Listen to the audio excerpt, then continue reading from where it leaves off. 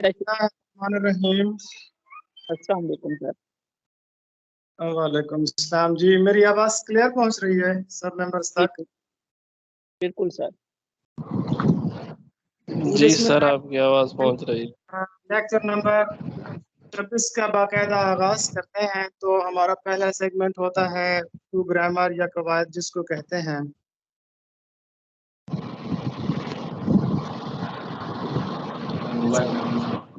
हम इसमें की अक़साम पढ़ रहे थे। सबसे पहले हमने इसमें अलम के मुतालिक पढ़ा था, उसके बाद में ज़मीर पढ़ा, और उसके बाद फिर हमने इसमें इशारा के मुतालिक पढ़ा। आज हम पढ़ेंगे इसमें इशारा की चौथी किस्म, इसमें मौसूल।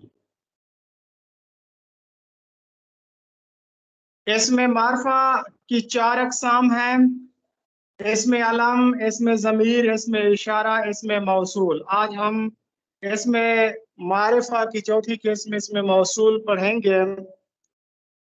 मौसूल अरबी जुबान का लफ्ज है, इसका मतलब होता है वस्ल किया गया, यानी मिलाया हुआ।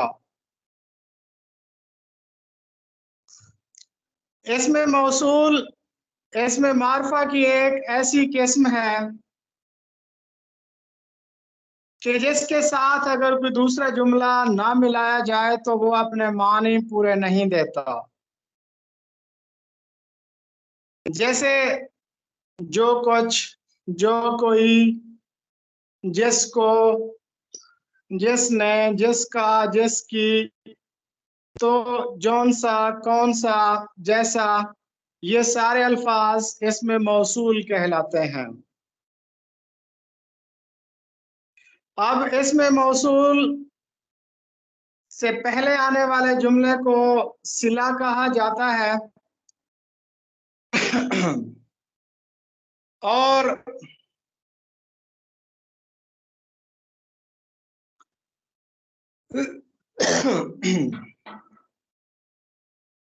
दूसरा जो जुमला होता है उसको हम हासिल सिला कहते हैं।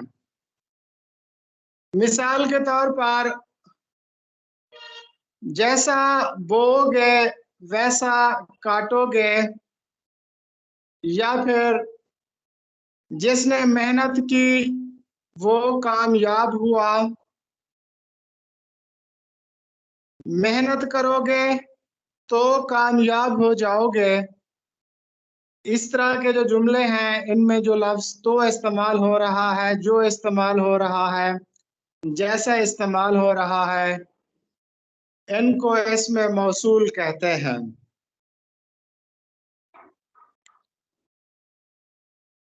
उसके बाद है इसमें मौसूल वो इसम होता है कि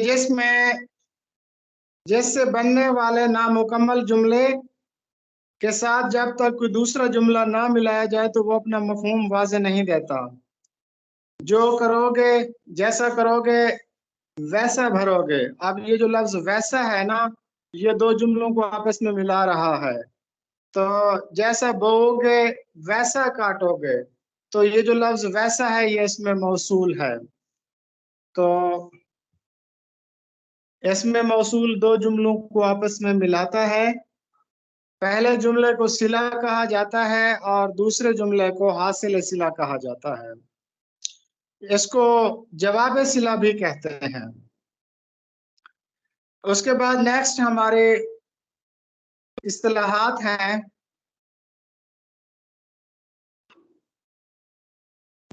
पहली इस्तिलाह है इदारिया। इदारिया किसे कहते हैं? जिसको अंग्रेजी में एडिटोरियल कहा जाता है। ये बुनियादी तौर पर सहाफत की इस्तिलाह है। इसको उर्दू में इदारिया कहा जाता है, इदारिया नवीसी या इदारिया।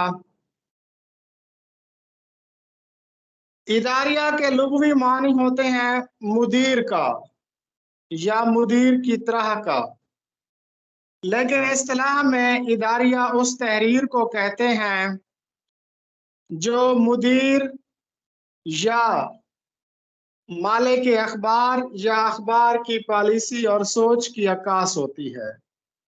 इदारिया दरअसल एक तहरीर को कहते हैं जो अखबार की पॉलिसी, मुदीर की सोच या मालिक अखबार की सोच की अक्कास होती है। इदारिया आम तौर पर किसी करंट इशू पर लिखा जाता है, किसी अहम कौमी मसले पर जो तहरीर होती है उसको हम इदारिया कहते हैं।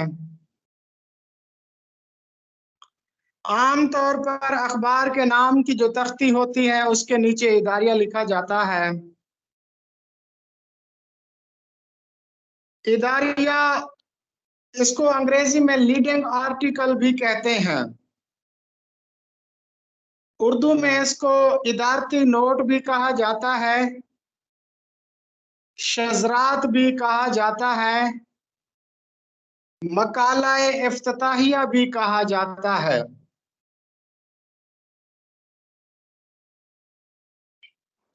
अब्दुल कयूम इदारिया की तारीफ यूं करते हैं कि इदारती सफ़े के बगैर अखबार ना तो क़ारीन को मुतासिर कर सकता है और ना इस अखबार की तारीख बन सकती है। इदारिया अखबार का दायमी हिस्सा है और अखबार की कामयाबी और नाम का सहरा उसके इदारती सफ़े पर है। तो मुदीर की जो तहरीर होती है उसको इदारिया कहते हैं। ये अखबार की पॉलिसी की आईनादार होती है और ये एडिटोरियल पेज पर लिखी जाती है। इसको इदारती नोट, लीडिंग आर्टिकल, मकाला इफ्तिताहिया भी कहा जाता है। किसी भी अखबार की कामयाबी का इन्हिसार उसकी पॉलिसी पर होता है, उसके इदारिया पर होता है। जी नेक्स्ट। कर दिए सर। जी, अब हमारा तीसरा सेगमेंट है इल्म बयान व बदी में से आज हमने पढ़ना है लफ व नशर। लफ व नशर, लफ के मानी होते हैं लपेटना और नशर के मानी होते हैं फैलाना। वो सनत कि जिसमें पहले चंद चीजों का जिक्र किया जाता है, फिर उनकी मुनासिबात के तायुन से, बल्कि बिला तायुन उनकी जो मुनासिबात होती हैं उनका जिक्र किया जाता है। तो ऐसी सनत के जिसमें पहले चंद चीजों का जिक्र किया जाए और फिर दूसरे मिसरे में उन्हीं चीजों की वजाहत की जाए, इसको कहते हैं लफ व नशर। लफ व नशर अरबी जुबान का लफ्ज है।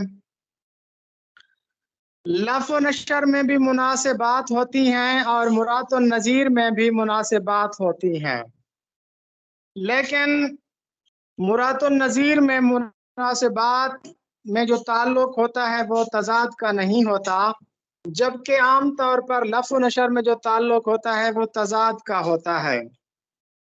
एक मिसाल देखते हैं, एक सब आग, एक सब पानी, दीदा व दिल अजाब हैं दोनों।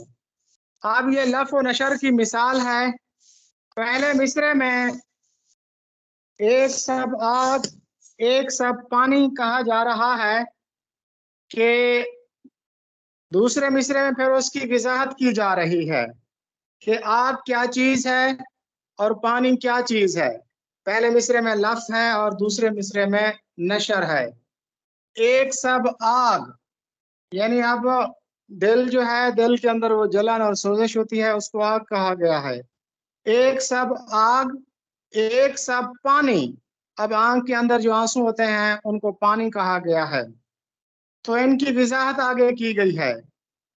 एक सब आग, एक सब पानी, दीदा और दिल अजाब हैं दोनों।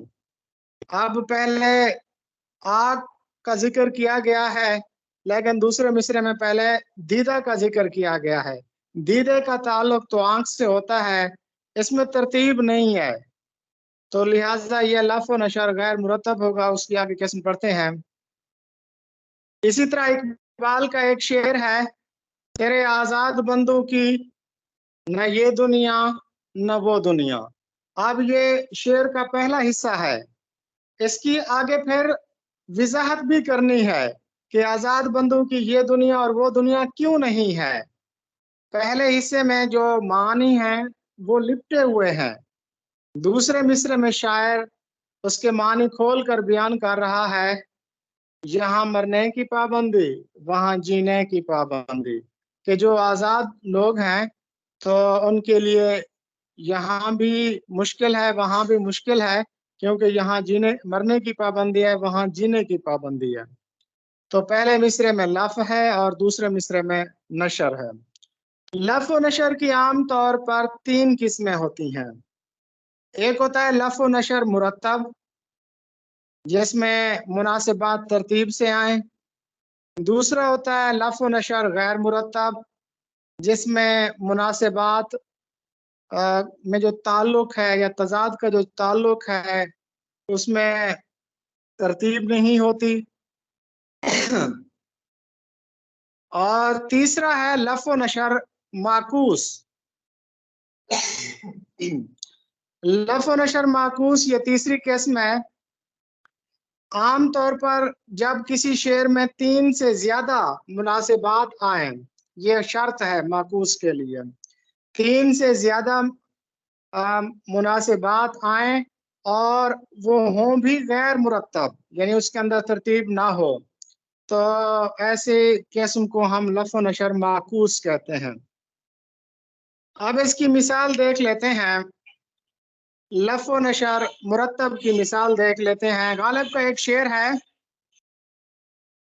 آتش و آب و باد و خاک نے لی. آتش یعنی آگ، آب یعنی پانی، باد یعنی ہوا، خاک یعنی مٹی. آتش و آب و باد و خاک نے لی. دیکھیں اس میں 4 اب لف آ گئے ہیں. آتش و آب و باد و خاک نے لی، وضع سوز و نم و دم و آرام. وضع سوز، آتش کا تعلق ہوتا ہے سوزم سے، جلنے سے. آب، آب کا تعلق ہوتا ہے نمی سے. باد، باد کا تعلق ہوتا ہے دم، سانس چلنے سے، ہوا کے چلنے سے. خاک، خاک کا تعلق ہوتا ہے آرام سے. آتش و آب و باد و خاک نے لی، وضع سوز و نم و دم و آرام. تو اس میں 4 مناسبات آ رہی ہیں اور چاروں میں ایک ترتیب ہے. اس کو کہتے ہیں لف و نشر مرتب. لف و نشر مرتب کہ جس میں جو بھی مناسبات آئیں وہ ساری ایک ترتیب سے آتی ہیں، اس کو کہا جاتا ہے لف و نشر مرتب. اسی طرح ہے لف و نشر غیر مرتب، جس میں مناسبات ترتیب سے نہیں آتے. جیسے اسی شعر کو دیکھ لیتے ہیں: تیرے آزاد بندوں کی نہ یہ دنیا نہ وہ دنیا، یہاں مرنے کی پابندی وہاں جینے کی پابندی. اگر ہم پہلے مصرے کو دیکھیں: تیرے آزاد بندوں کی نہ یہ دنیا نہ وہ دنیا. اب دیکھیں یہ دنیا، پہلے مصرے میں پہلا مناسبت ہے لفظی ہے یہ دنیا، پھر آخر میں ہے وہ دنیا، یہاں مرنے کی پابندی. تو یہ ایک ترتیب سے آ رہے ہیں. اس کو ہم لف و نشر مرتب بھی کہہ سکتے ہیں کیونکہ یہ ترتیب سے آ رہے ہیں. تیرے آزاد بندوں کی نہ یہ دنیا نہ وہ دنیا، نہ یہاں مرنے کی پابندی وہاں جینے کی پابندی. تو یہ دنیا کے ساتھ یہاں مرنے کا لفظ آ گیا، وہ دنیا کے ساتھ وہاں جینے کی پابندی کی مناسبت آ گئی، تو یہ لف و نشر مرتب ہو گیا. اسی طرح میں نے جو پہلا شعر سنایا: ایک سب آگ ایک سب پانی، دیدہ و دل عذاب ہیں دونوں. اب یہ صنعت لف و نشر غیر مرتب ہے کہ اس میں ترتیب نہیں ہے. ایک سا باغ. اب آگ کے ساتھ دل کا ذکر ہونا چاہیے تھا لیکن پہلے دیدہ کا ذکر ہے تو اس میں ترتیب نہیں ہے. اس کو کہیں گے لف و نشر غیر مرتب. اس کے بعد دیکھتے ہیں لف و نشر معکوس.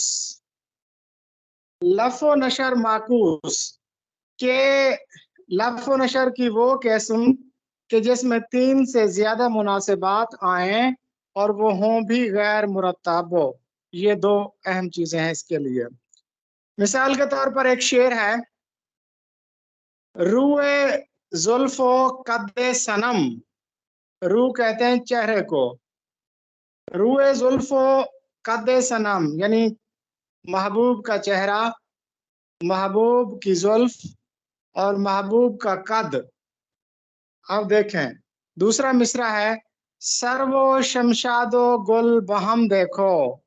رو و زلف و قد صنم دیکھو، سر و شمشاد و گل بہم دیکھو.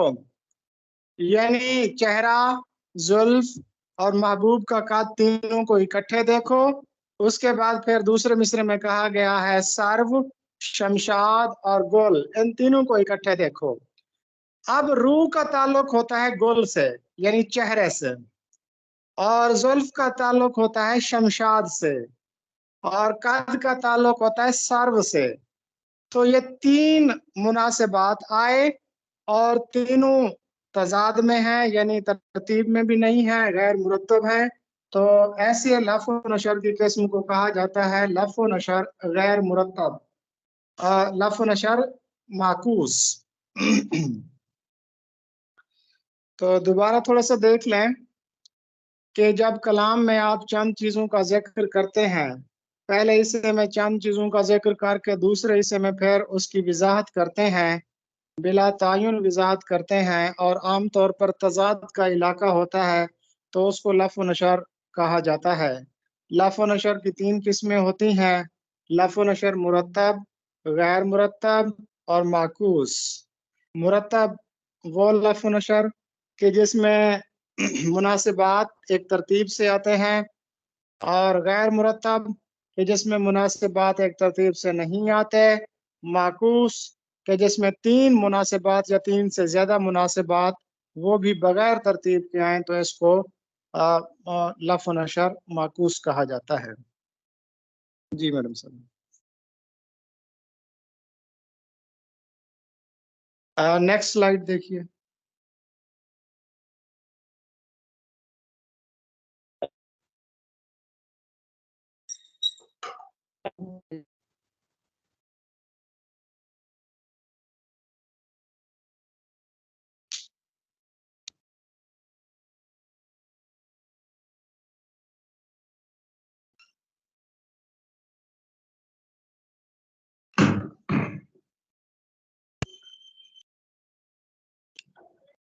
جی میڈم صاحب میری آواز آپ تک پہنچ رہی ہے؟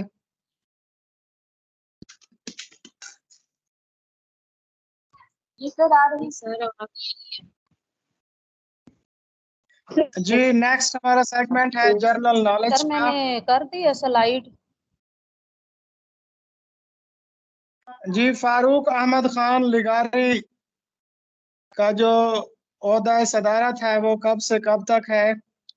فاروق احمد خان لاغاری جن کا تعلق پیپلز پارٹی سے تھا، یہ پیپلز پارٹی کی طرف سے صدر تھے جن کا تعلق ڈی جی خان سے ہے. یہ 14 نومبر 1993 سے 2 دسمبر 1997 تک صدر رہے تھے. اگر پاکستان میں صدور کو دیکھا جائے تو یہ عہدہ بعد میں کریٹ ہوا تھا 1956 میں. اس سے پہلے گورنر جنرل کا ایک عہدہ ہوتا تھا، اور پاکستان کے جو پہلے گورنر جنرل تھے وہ قائد اعظم تھے. اور اسی طرح پاکستان میں جو پہلے صدر ہیں وہ اسکندر مرزا تھے جو 23 مارچ 1956 کو صدر بنے تھے. پاکستان کے پہلے الیکٹ ہونے والے جو صدر تھے وہ اسکندر مرزا تھے. اس کے بعد پھر ایوب خان کا دور آتا ہے، وہ بھی صدر تھے. پھر یحییٰ خان کا آتا ہے، وہ بھی صدر تھے. फिर कुछ अरसा जुल्फकार अली भुट्टो रहे थे, वो भी सदर थे। फिर ये फजल इलाही चौधरी थे, ये भी सदर रहे थे। उसके बाद जियाउल हक और उसके बाद गुलाम इसहाक खान सदर बने थे, और उसके बाद फिर वसीम सज्जाद सदर बने थे, और फिर ये फारूक अहमद खान लगारी 8वें सदर थे पाकिस्तान के। तो पहले सदर इस्कंदर मिर्जा, फारूक लिगारी 8वें सदर, दौरानिया 14 नवंबर 1993 से 2 दिसंबर 1997 तक। उसके बाद फिर दोबारा वसीम सज्जाद बने थे, और फिर रफीक तारा, और फिर परवेज मुशर्रफ बने थे, और उसके बाद फिर मियां मोहम्मद सोमरो बने थे। उसके बाद आसिफ जरदारी, ममनून हुसैन और मौजूदा आरिफ अलवी हैं। तो पाकिस्तान में कुल 13 सदूर आए। पहले सदर इस्कंदर मिर्जा थे, मौजूदा सदर डॉक्टर आरिफ अलवी हैं, 13वें सदर हैं, और फारूक अहमद खान लगारी 8वें सदर थे। जी नेक्स्ट मारूजी है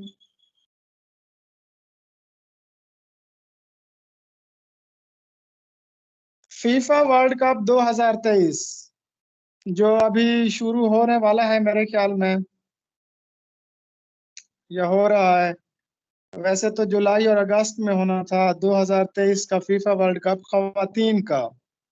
ये खवातीन का जो फुटबॉल वर्ल्ड कप है, इसका आगाज अगर तारीख देखी जाए तो 1991 में खवातीन का पहला वर्ल्ड कप खेला गया, और उसके बाद फिर ये नवा वर्ल्ड कप है जो 2023 में खेला जा रहा है, और ये ऑस्ट्रेलिया और न्यूजीलैंड में खेला जाएगा। पहला खवातीन का जो पहला फुटबॉल का वर्ल्ड कप था वो अमेरिका ने जीता था, और उसके बाद फिर 2019 का जो वर्ल्ड कप था खवातीन का, वो भी अमेरिका ने जीता था। सबसे ज्यादा गलबन अमेरिका ने जीता है, और उससे पहले 2015 का भी अमेरिका ने जीता था। और इन दिनों जुलाई और अगस्त में जो होने वाला है फीफा वर्ल्ड कप खवातीन का 2023 का, वो 2 ममालिक में होगा, ऑस्ट्रेलिया और न्यूजीलैंड में। तो सर ये 20 जुलाई से शुरू है सर, हो रहा है जी 20 जुलाई से शुरू है, बिल्कुल जी, जुलाई और अगस्त में होना है। और ये नवा वर्ल्ड कप है खवातीन का, फुटबॉल का ये नवा वर्ल्ड कप है जो कि ऑस्ट्रेलिया और न्यूजीलैंड में जारी है, और ये हर 4 साल के बाद होता है। पहला इनका जो वर्ल्ड कप था वो 1991 में हुआ था। उसके बाद नेक्स्ट मारूजी है कि जमीन को 2 हिस्सों में तकसीम किया जाता है। एक को कहा जाता है शुमाली निस्फ कुरा, और दूसरे को कहा जाता है जनूबी निस्फ कुरा। तो जमीन का जो सेंटर है वो खत इस्तवा कहलाता है, और उसके एक तरफ शुमाल की तरफ शुमाली निस्फ कुरा है, और जनूब की तरफ जनूबी निस्फ कुरा है। जब शुमाली निस्फ कुरा में तेजी से हवा चलती है तो उस हवा का रुख क्या होता है, क्लॉकवाइज होती है या एंटी क्लॉकवाइज होती है। तो शुमाली निस्फ कुरा में, ये पाकिस्तान भी शुमाली निस्फ कुरा में मौजूद है, तो जब यहाँ तेज हवा चलती है तो ये क्लॉकवाइज चलती है, जैसे वो घड़ी की सुई चलती है ना, जिस एंगल से। जमीन एंटी क्लॉकवाइज घूम रही है, लेकिन शुमाली निस्फ कुरा में जब तेजी से हवा चलती है तो वो क्लॉकवाइज चलती है। जी नेक्स्ट स्लाइड कीजिए।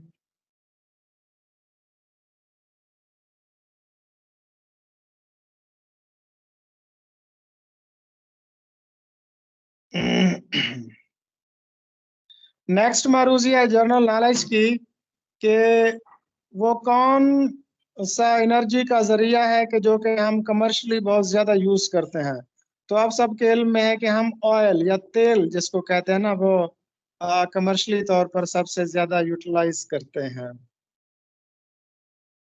उसके बाद नेक्स्ट मारूजी है کہ پنجاب کے پہلے گورنر کون تھے؟ پنجاب کے پہلے گورنر تھے سر فرانسس موڈی. سر فرانسس موڈی یہ 15 اگست 1947 سے 2 اگست 1949 تک پنجاب کے گورنر رہے تھے. اس کے بعد پھر 2 اگست 1949 کو سردار عبدالرب نشتر گورنر بنائے گئے تھے، جن کے نام پر یہ نشتر ہسپتال بھی ہے.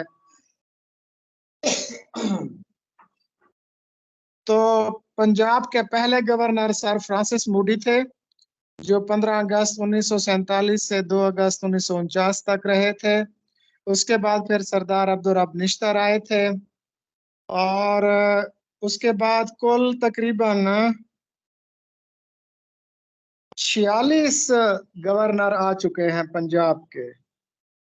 پنجاب کے کل 46 گورنر آ چکے ہیں. پہلا گورنر سر فرانسس موڈی تھا، اور موجودہ گورنر جو ہے وہ بلیغ الرحمان ہے. بلیغ الرحمان پنجاب کے موجودہ گورنر ہیں. 30 مئی 2022 کو یہ انہوں نے اپنا عہدہ سنبھالا تھا. تو پنجاب کے پہلے گورنر سر فرانسس موڈی، کل 46 گورنر، اور موجودہ گورنر بلیغ الرحمان. نیکسٹ معروضی ہے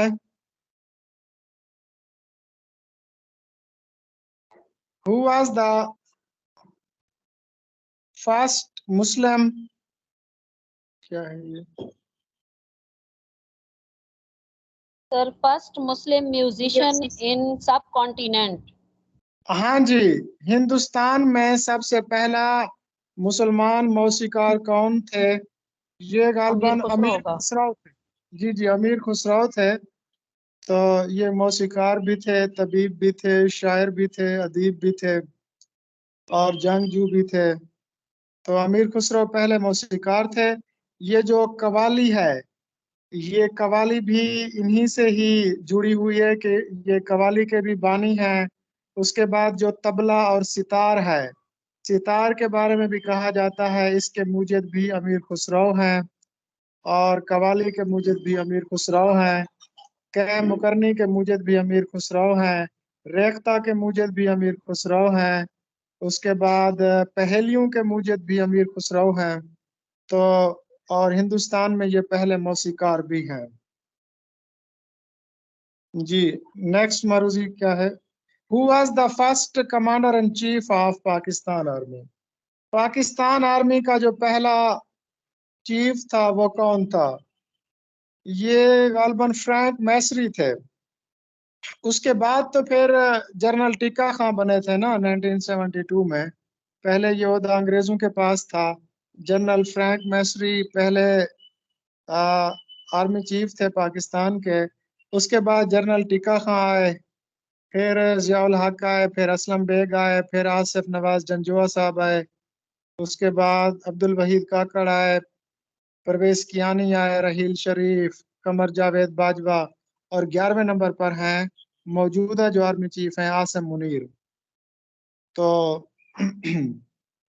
کل 11 آرمی چیف ہوئے جو مسلم تھے، لیکن پہلا جو آرمی چیف تھا وہ نان مسلم تھا، جنرل فرینک میسری. جی، نیکسٹ کون سی ہے؟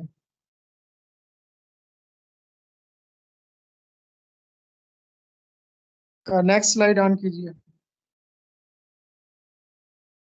یہ جو معروضیاں انگریزی میں دی ہوئی تھیں اس کا یہ اردو ترجمہ ہے، یہ آپ پڑھ لیجئے گا. نیکسٹ کیجیے.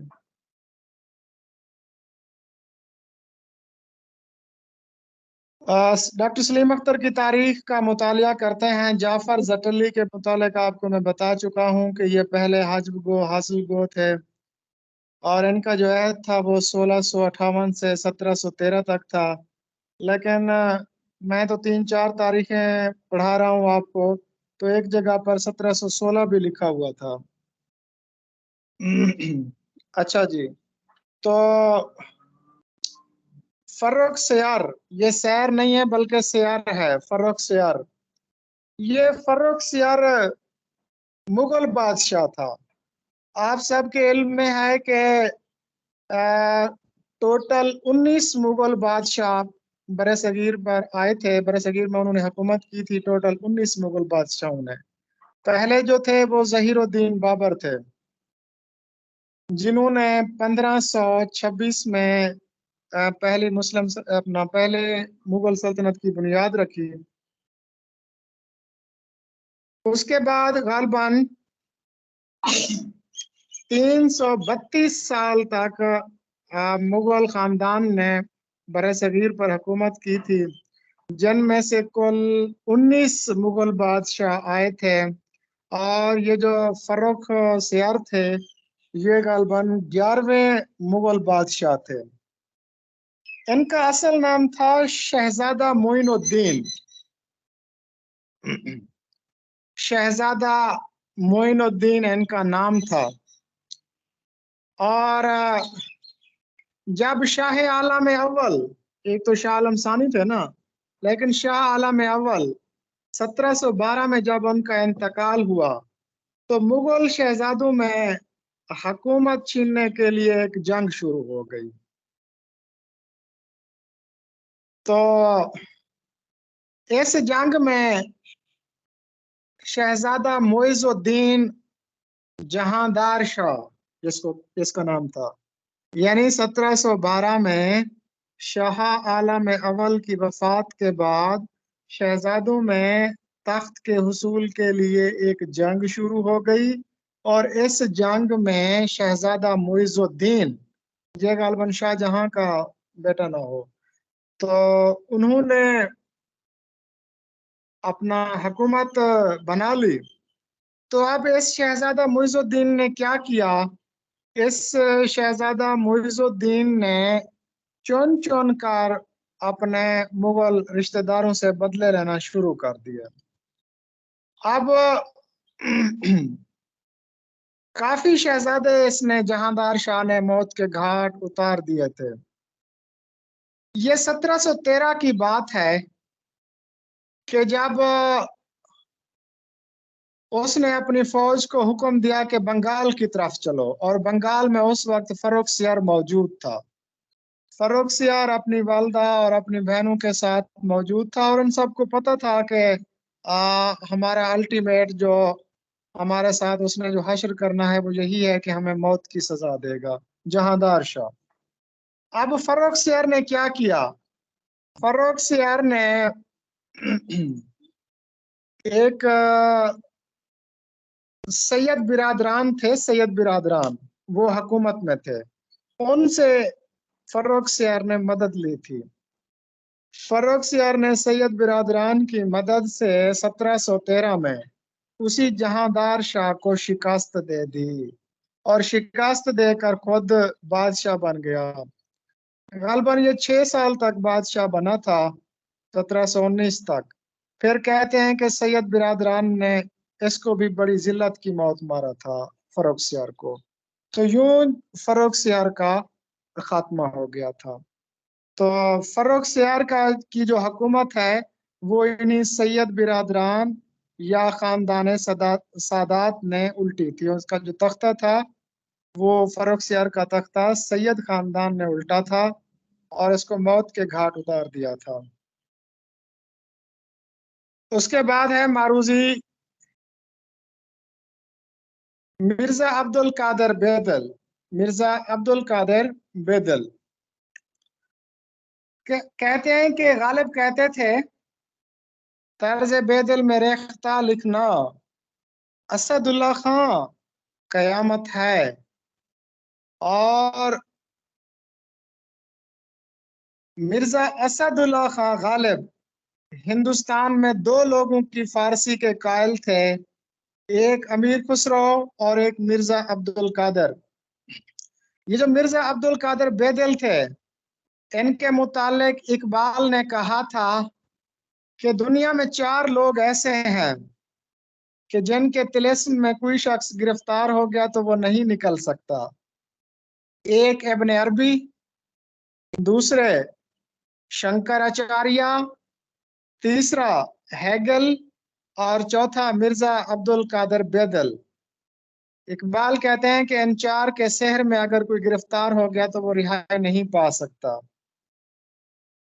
یہ 1644 کو پیدا ہوئے تھے عظیم آباد میں، اور 1720 کو ان کا انتقال دلی میں ہوا تھا غالباً۔ ہاں جی، اور یہ مرزا اسد اللہ خان کے مانوی استاد بھی تھے۔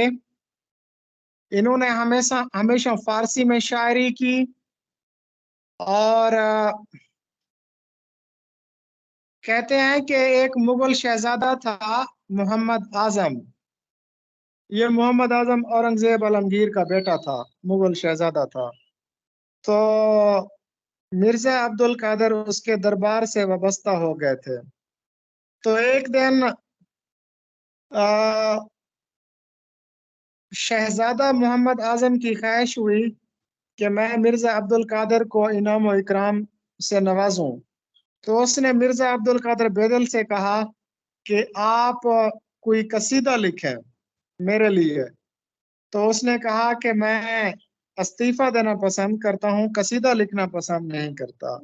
تو انہوں نے کسی بھی بادشاہ کا قصیدہ نہیں لکھا تھا، ہاں ایک مرثیہ لکھا تھا، اور وہ بھی شاہ جہاں کا لکھا تھا۔ شاہ جہاں کا مرثیہ مرزا عبد القادر بیدل نے لکھا تھا، اور قصیدہ کبھی نہیں لکھا تھا۔ جی نیکسٹ۔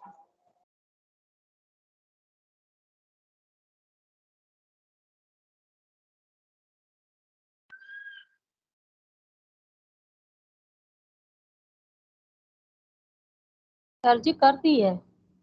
جی، پہلوان سخن شاعر کس کو کہا جاتا ہے؟ اب یہاں تھوڑا سا کنسیپٹ اپنا کلیئر کیجئے۔ ایک ہے اردو کے پہلوان شاعر، اردو کا پہلوان شاعر، دوسرا ہے پہلوان سخن۔ ان دونوں کو ذرا تھوڑا سا ڈیفرنس کیجئے۔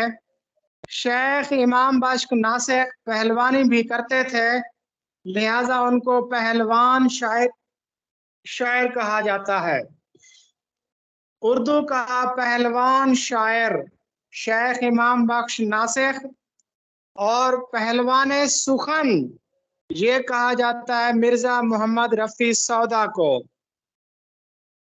مرزا محمد رفیع سودا تقریباً 70 سال کی عمر میں اس دنیا فانی سے کوچ کر گئے، اور یہ شاہ حاتم کے شاگرد تھے۔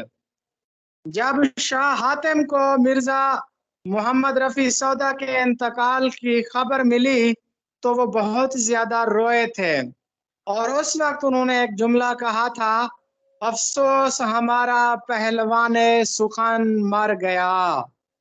تو یہ جو قول ہے یہ شاہ حاتم سے منسوب ہے، اور اس قول کا ذکر آب حیات میں مولانا محمد حسین آزاد نے کیا ہے۔ تو پہلوان شاعر ناسخ، پہلوان سخن سودا۔ اور سودا کے بارے میں ہم پڑھ چکے ہیں کہ انہوں نے مرثیے بھی لکھے تھے اور قصائد بھی لکھے تھے، غالباً 43 قصائد لکھے تھے۔ 10 اور قصائد بھی ان کے سن رہے ہیں کہ وہ جو غیر مطبوع تھے وہ بھی اب دریافت ہو چکے ہیں۔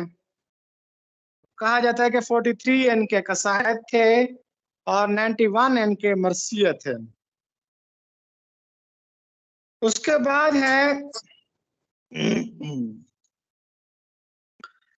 میر انیس۔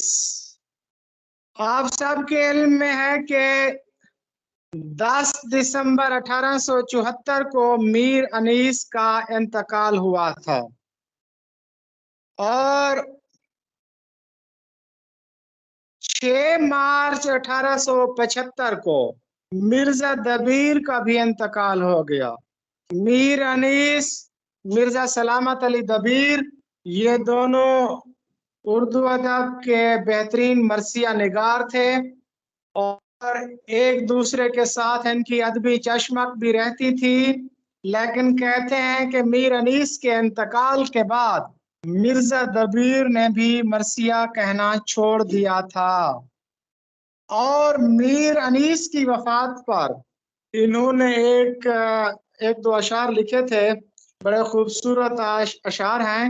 آسماں بے ماہ کامل کہ آسمان پر جو چاند ہوتا تھا، پورا چاند ہوتا تھا، تو آج کل وہ آسمان بے ماہ کامل ہے، یعنی آسمان بے ماہ کامل، آسمان پر چاند موجود نہیں ہے۔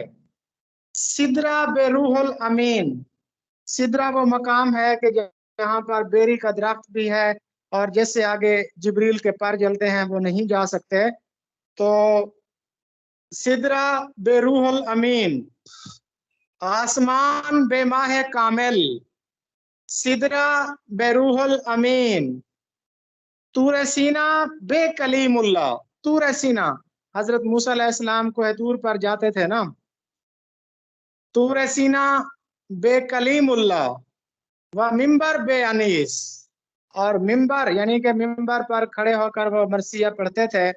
تو کیا خوبصورت تشبیہات دی ہیں مرزا دبیر نے، آسمان بے ماہ کامل، سدرہ بے روح الامین، طور سینا بے کلیم اللہ، و ممبر بے انیس۔ تو مرزا دبیر نے تقریباً کوئی 3000 کے قریب مرثیے لکھے تھے، اور حسرت کے متعلق بھی ہم تفصیل سے پڑھ چکے ہیں کہ ان کا پورا نام سید فضل الحسن حسرت موہانی تھا۔ جی نیکسٹ سلائیڈ۔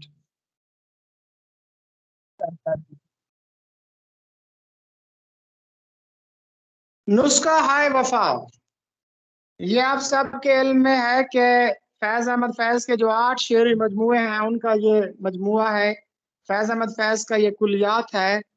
اس سے پہلے ان کا کلیات شائع ہوا تھا لندن سے، سارے سخن ہمارے، سارے سخن ہمارے، پھر غالباً 1984 میں یہ لاہور سے کاروان والوں نے اس کو شائع کیا تھا۔ تو یہ جو نام ہے نسخہ ہائے وفا، یہ غالب کا ایک شعر ہے، اس سے لیا گیا ہے۔ غالب کہتے ہیں کہ تالیف نسخہ ہائے وفا کر رہا تھا میں، تالیف نسخہ ہائے وفا کر رہا تھا میں، مجموعہ خیال ابھی فرد فرد تھا، یعنی میں عشق میں اس وقت بھی کامل تھا کہ جب میرے خیالات بکھرے ہوئے تھے، جب لوگوں کو، جس عمر میں لوگوں کو عشق کا شعور نہیں ہوتا، اس وقت مجھے عشق کا شعور تھا۔ تو غالب کی نرگسیت بھی اس میں نمایاں ہے۔ تو نسخہ ہائے وفا فیض احمد فیض کا کلیات ہے، اور یہ غالب کے ایک شعر سے عنوان مستعار لیا گیا ہے، تالیف نسخہ ہائے وفا کر رہا تھا میں، تالیف نسخہ ہائے وفا کر رہا تھا میں، مجموعہ خیال ابھی فرد فرد تھا۔ جی نیکسٹ معروضی پڑھیے۔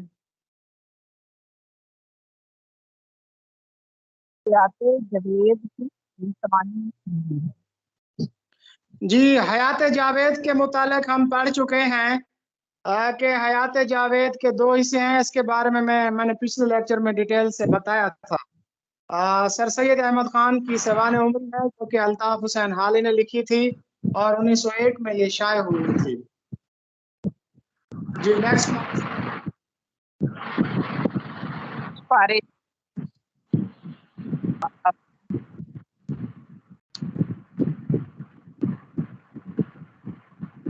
جی مس میمونہ صاحب آپ ذرا ریڈ کر دیجیے، میرے خیال میں میم کے ہاں سگنلز کا پرابلم ہے، ان کی آواز صحیح نہیں آ رہی شاید۔ جی سر، آتش پارے کس افسانہ نگار کا اولین افسانوی مجموعہ ہے؟ جی عام طور پر پیپر میں پہلا افسانوی مجموعہ لازمی پوچھا جاتا ہے، تو آتش پارے پہلا افسانوی مجموعہ ہے سعادت حسن منٹو کا، 1936 یعنی 1936 میں شروع ہوا تھا، اور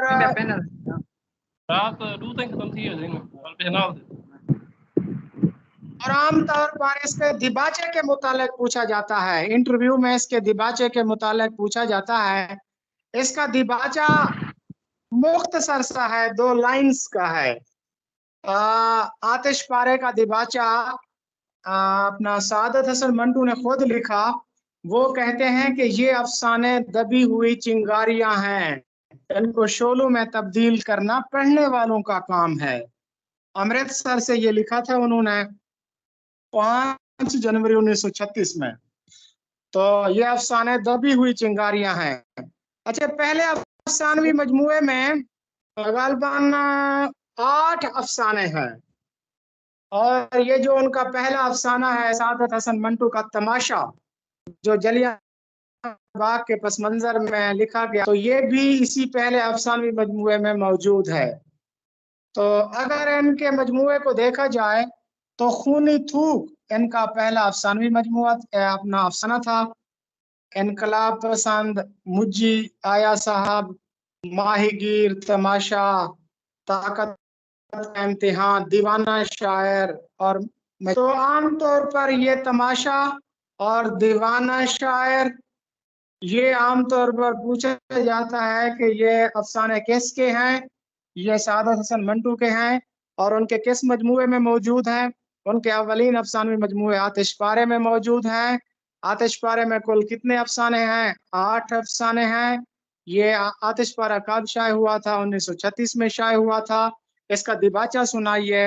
इसका दिबाचा है कि ये अफसाने दबी हुई चिंगारियां हैं, इनको शोलों में तब्दील करना पढ़ने वालों का काम है। जी मैडम सर, नेक्स्ट। कमाल अस्त है सर। जी पंजाब में अल्हम्दुलिल्लाह। उर्दू के मुसन्निफ कौन हैं?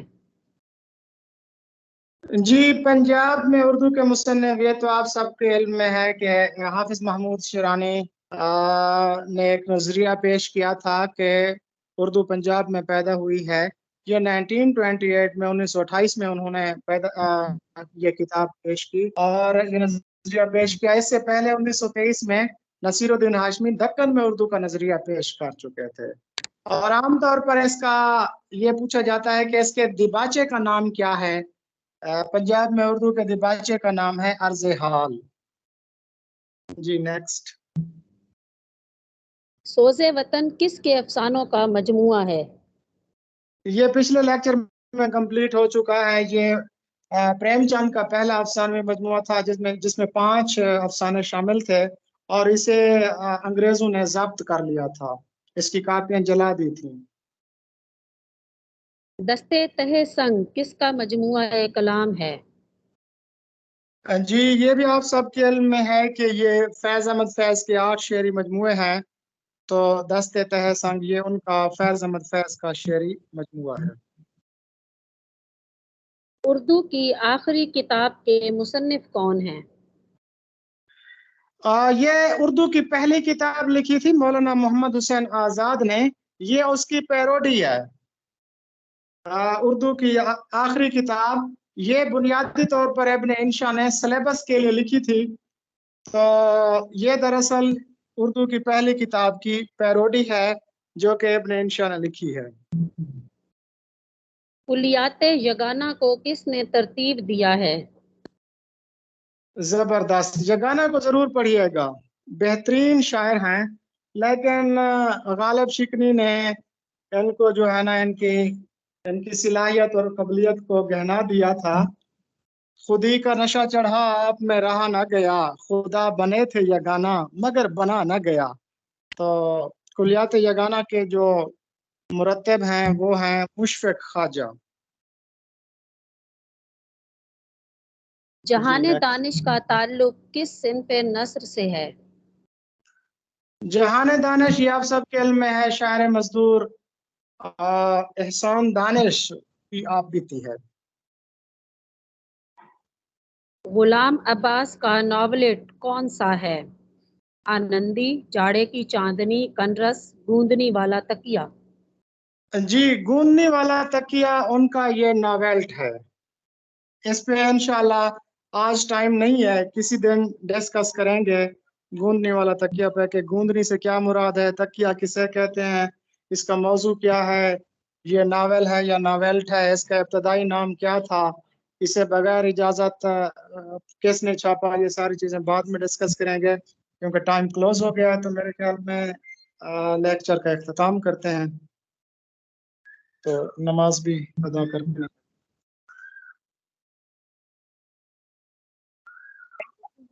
अल्लाह हाफिज सर। जी अल्लाह हाफिज।